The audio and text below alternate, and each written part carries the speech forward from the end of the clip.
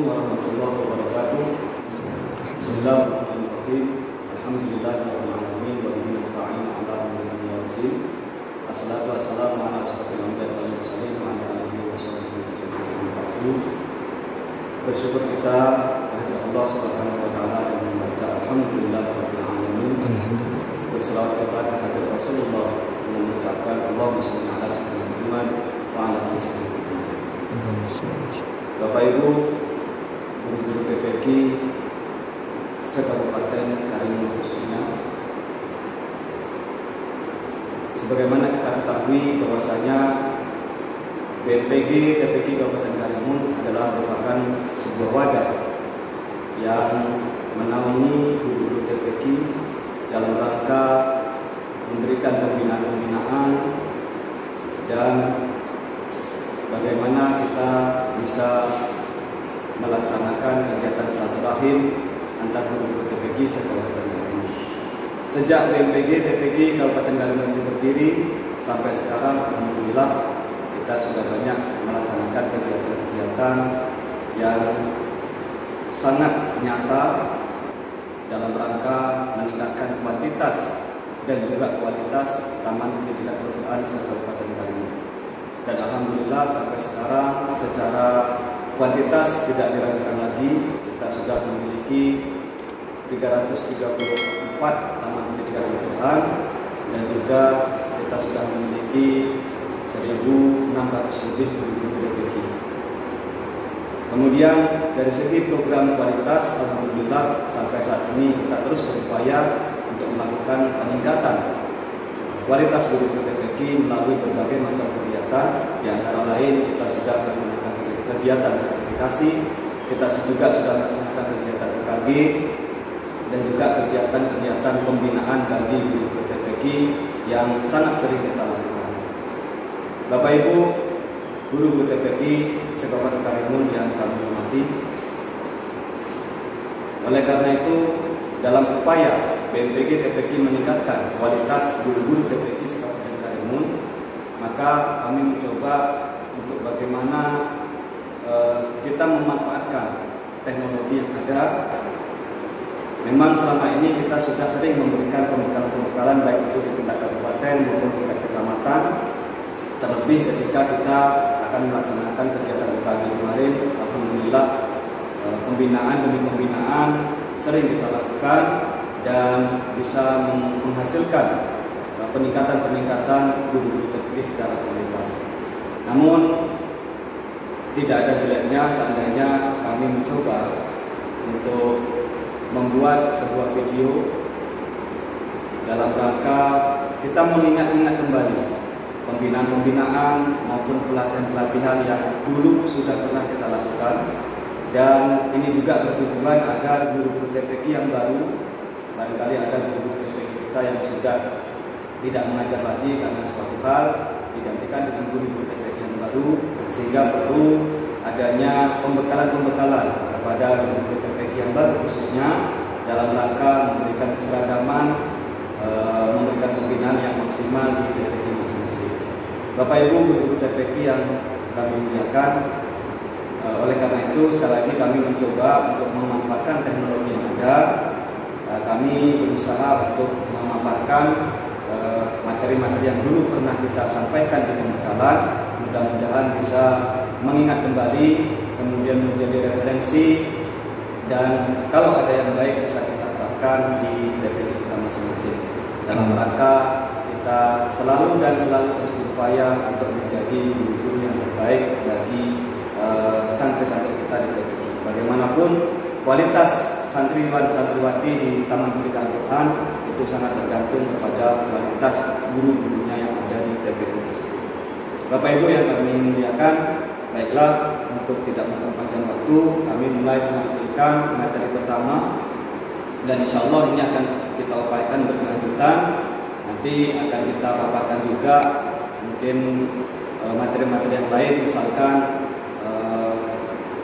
tata cara mengajarkan kepada santriwan-santriwati kita untuk bacaan-bacaan sholat, kemudian hafalan Quran surat pendek, hafalan doa-doa harian, juga kurikulum nanti sedikit banyak akan kami sampaikan melalui media ini. Oleh karena itu kami mengharapkan dukungan dari Bapak Ibu sekalian. Jangan lupa untuk like, subscribe, dan share agar bisa bermanfaat bagi orang banyak. Baiklah, kita mulai Bapak Ibu sekalian. Materi pertama yang biasanya disampaikan, kita sampaikan kepada peserta-peserta yang mengikuti pelatihan tersebut adalah tentang syarat-syarat untuk menjadi guru TKK atau TPQ. Ini adalah syarat dasar, di samping syarat-syarat yang lain yang tentunya juga banyak yang perlu kita miliki sebagai guru TPQ. Yang pertama, syarat yang paling dasar guru TPQ itu harus memiliki ilmu. Ini poin terpenting. Kenapa demikian? Karena tidak mungkin seorang yang buta akan menuntun orang buta lainnya.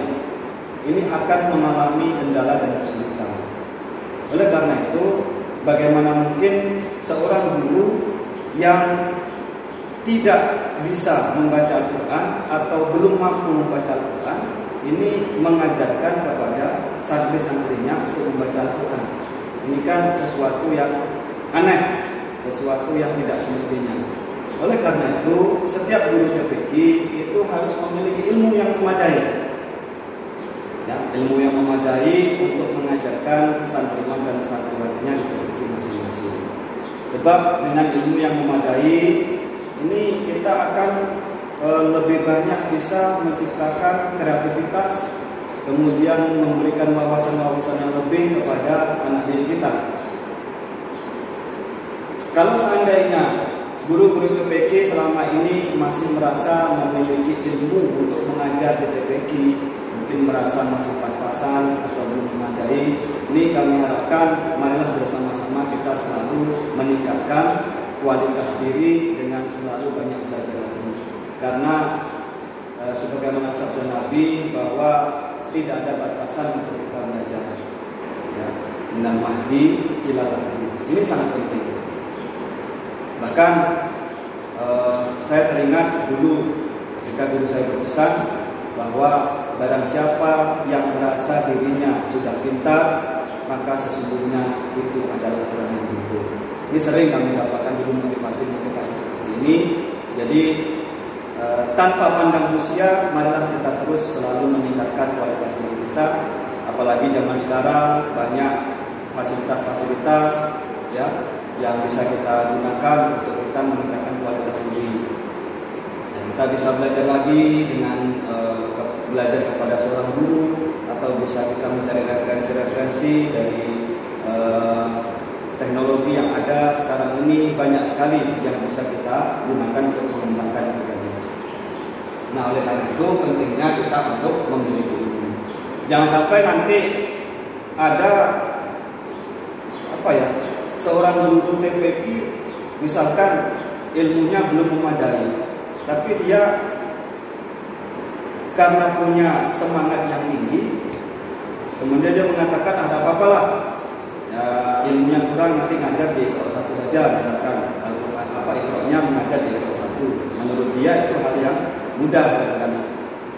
Memang di satu sisi boleh dia berpendapat seperti itu, tapi perlu kita kaji bahwa mengajar Iqra 1 itu tidak sembarangan, karena itu dasar. Ketika kita mengucapkan huruf hijaiyah dari alif sampai ya, ini terjadi kesalahan kita mengucapkan, maka mungkin nanti santri kita itu sampai besar akan mengalami kesalahan dalam melafadzkan huruf hijaiyah itu. Makanya tidak bisa dipandang sepele. Karena itu guru-guru TPQ yang mengajar Iqra 1 itu memang ya betul-betul harus paham tentang makhorijul huruf, membedakan satu huruf dengan huruf yang lain, yang berdekatan makhorijul hurufnya. Kemudian juga bisa mengatasi problem santriwan-santriwati yang berada di Iqra 1 ini. Misalkan ada yang belum bisa mengucapkan huruf ro, ya. Kemudian belum bisa mengucapkan huruf do, atau belum bisa mengucapkan huruf sya secara fasih dan benar. Ini kalau guru itu memiliki pengalaman dan ilmu yang memadai, maka dia akan bisa mengatasi permasalahan-permasalahan tersebut. Ini baru satu contoh. Misalkan kita mengajarkan Iqra juz 1. Belum lagi kita mengajarkan yang lain. Misalkan kita mengajarkan tentang ilmu sholat, ya. Sementara kita sendiri kurang menguasai tentang ilmu sholat itu. Dari segi bacaan saja mungkin kita banyak yang salah. Misalkan kita membaca doa ruku. Kadang-kadang kan ada yang masih membaca, santriwan-santriwati kita membaca Subhana Rabbiyal Azim wa bihamdi. Subhana Rabbiyal Azim wa bihamdi. Ini terjadi kesalahan dalam mengucapkan huruf nun. Kenapa dipanjangkan? Ini kadang kita jumpai.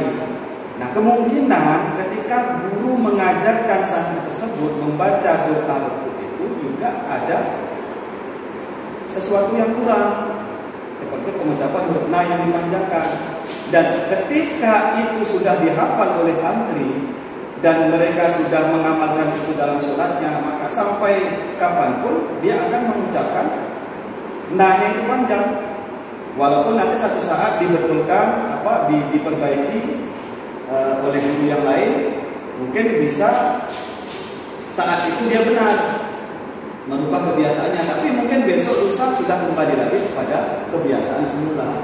Nah, inilah yang perlu saya sampaikan, perlunya kita guru-guru itu untuk memiliki ilmu. Maka belajarlah, ya. Mari sama-sama kita belajar, saya belajar, Bapak Ibu sekalian belajar.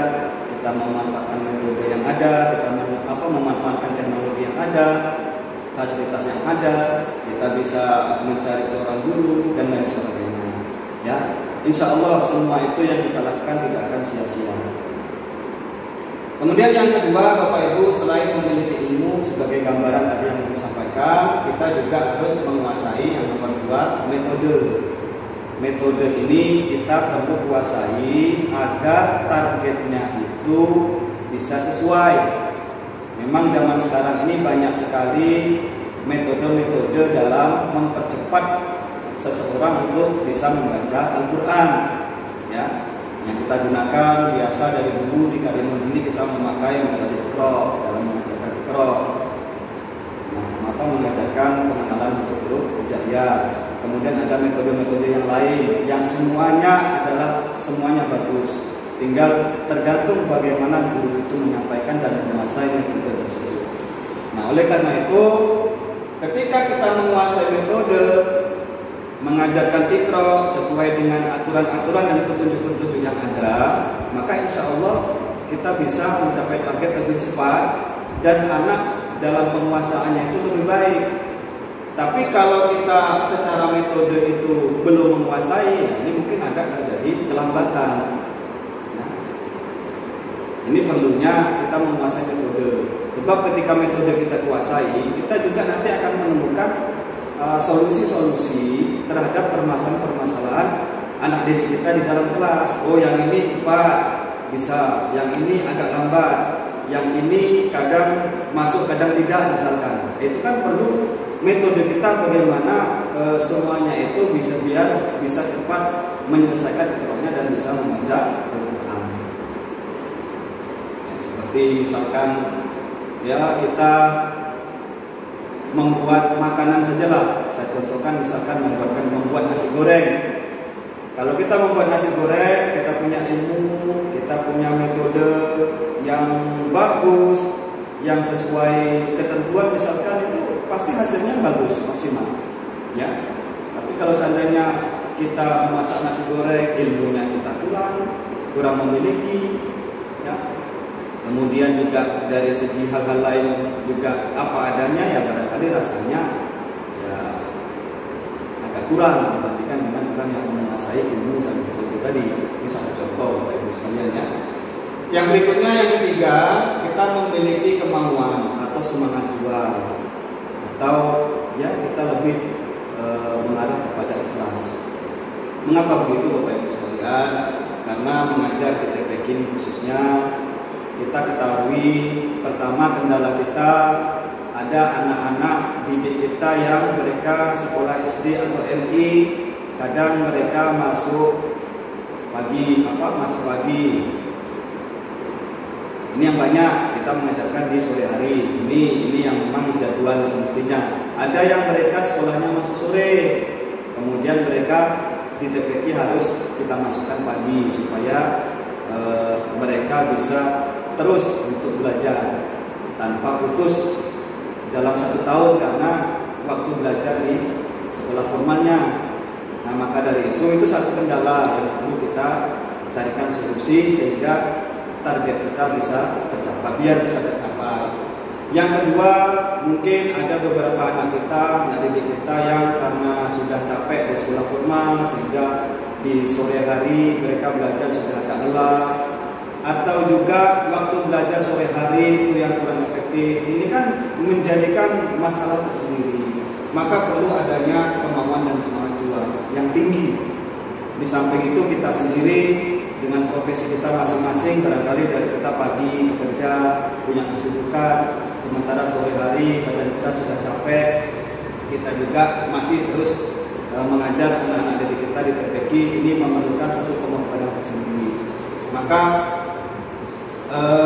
selalulah kita untuk menanamkan semangat juang yang tinggi, keikhlasan kita, li'i'la'i kalimatillah, bagaimana kita mendidik generasi-generasi kita agar menjadi generasi yang soleh dan solehah. Insya Allah apa yang kita lakukan itu tidak akan sia-sia. Ya, insya Allah kita yakin dan percaya. Ya, dan walaupun kita ketahui sampai saat ini pemerintah kita sudah banyak memberikan perhatian kepada guru TPQ, tapi itu bukan segalanya. Kita yakin dan percaya berapapun yang kita dapatkan dari segi materi, insya Allah tidak mengurangi semangat juang kita untuk terus mendidik anak-anak kita di TPQ kita masing-masing. Yang keempat, Bapak Ibu, memiliki keteladanan. Ini sangat penting sekali. Karena 100 kali ceramah barangkali bisa kalah dengan beberapa keteladanan.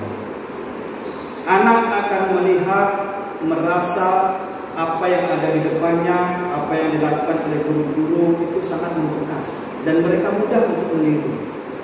Maka dari itu keteladanan ini sangat penting sekali. Satu contoh, misalkan kita masuk ke dalam kelas, ya, kita nyuruh anak-anak untuk berdoa. Ya kalau bisa kita jangan menyuruh, tapi kita mengajak, ayo anak-anak sekalian kita berdoa, angkat tangan, ya, berdoa mulai dibimbing atau bersama-sama. Itu anak akan lebih respon daripada kita duduk diam, kita misalkan menulis absen atau apa, sementara anak-anak didik kita suruh berdoa masing-masing. Itu pasti ada yang ribut. Ini satu keteladanan contoh kecil. Belum lagi yang kedua, misalkan gurunya menyuruh sholat. Anak-anak sekalian jangan lupa ya sholat. Kamu sudah besar, sudah mampu. Tapi misalkan mohon maaf ada guru TPQ, tapi mudah-mudahan tidak ada lah. Seandainya ada guru TPQ yang sholatnya belum full sehari semalam 5 waktu, ini kan berarti belum bisa memberikan keteladanan yang baik. Karena ketika kita menyuruh kepada orang lain, terutama anak didik kita, tapi kita sendiri sudah melaksanakan, itu insya Allah kita punya energi untuk menyampaikan itu. Contoh yang lain, misalkan mohon maaf ibu-ibu, ya, dari segi berpakaian, barangkali santriwati kita itu, santri putri kita itu akan melihat, oh guru saya semuanya berjilbab rapi, ketemu di luar, di pasar, di jalan, di sekolah formal dan lain sebagainya, mereka melihat. Nah, otomatis mereka akan meniru. Tapi coba kalau seandainya kita menyuruh anak didik kita berjilbab, enak, kalian tidak usah, kalian berjilbab lah. Tapi ketika bertemu di jalan, kok gurunya tadi misalkan membuka aurat, ya, apalagi pakaiannya tidak hanya jilbabnya yang tak ada, tapi mungkin pakaiannya yang bawah membuka aurat. Ini kan bagaimana kalau hal ini terjadi? Nah, itulah pentingnya keteladanan Bapak Ibu sekalian. Nah, oleh karena itu saya katakan tadi ini beberapa syarat-syarat dasar untuk kita menjadi guru TKP dan TPQ. Insya Allah, ya, selagi kita ada kemauan, insya Allah ada jalan untuk bagaimana kita meningkatkan kualitas guru kita. Melalui kita penguasaan kita terhadap ilmu, kemudian metode, memiliki kemauan, semangat juang dan keikhlasan tadi, serta memiliki keteladanan yang semua ini jika dimiliki oleh masing-masing guru, insya Allah akan memberikan dampak dan pendidikan yang baik kepada santriwan-santriwati kita semua. Baik Bapak Ibu sekalian, mungkin untuk sesi kali ini saya cukupkan sampai sekian, dan insya Allah di pertemuan-pertemuan berikutnya kami akan membahas, walaupun dengan waktu yang singkat, tapi mudah-mudahan padat, bisa dipahami, bisa dijadikan referensi untuk kita semua dalam kita memberikan pendidikan kepada santriwan-santriwati kita di taman pendidikan kita masing-masing. Terima kasih dan mohon maaf. Wassalamualaikum warahmatullahi wabarakatuh.